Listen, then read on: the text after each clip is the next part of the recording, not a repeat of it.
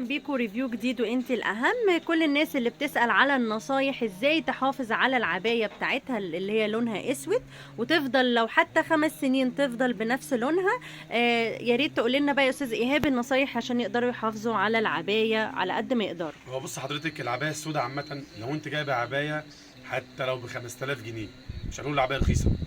انت حضرتك اهم حاجه برسيل جيل بلاك اللي هو الاسود، هتنزلي تقلبي العبايه على ظهرها سواء فيها ستراس سواء فيها شغل هاند ميد. انا عندي شغل هاند ميد كمان ما شاء الله لسه برضو ما طلعتوش. هتتقلب على ظهرها العبايه وتنزليها كده في البرسيل جيل، تخليها شويه مثلا 10 دقايق ربع ساعه بالكتير، وتطلعي العبايه زي ما هي كده، ما تعصرهاش كمان. يعني حته العصر دي بلاش برضو، لان لو فيها شغل هاند ميد ولا فيها شغل ستراس ممكن تبقع في الاوضه في العبايه.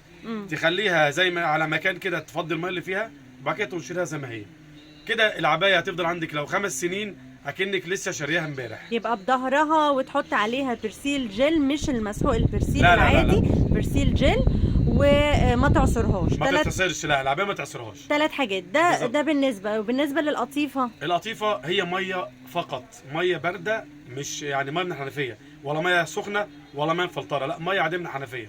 وتنزليها كده اكنك بتنقي حته حاجه كده في الهدوم في الميه، تسيبيها نص ساعه وتطلعي القطيفه زي ما هي كده وتقلبيها على ظهرها. ما تنشريش القطيفه على وشها، دايما القطيفه لازم ترميها على الظهر بتاعها.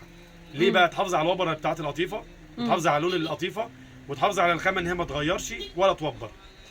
يبقى دي حاجه. الحرير يتغسل ببرسيل جل بلاك ومش في غساله على الايد بالظبط. وما تعصريش العبايه السوداء، تخليها تفضي الميه اللي فيها كده على جنب كده وبعد كده تنشريها زي ما هي كده على ظهرها.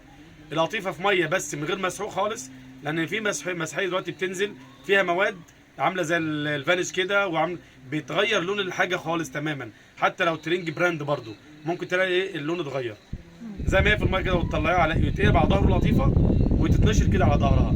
ولا تعصري قطيفه ولا تخليها تتصفى الميه لوحدها كده، وبعدين تقلبي القطيفه على ظهرها كده وتنشريها.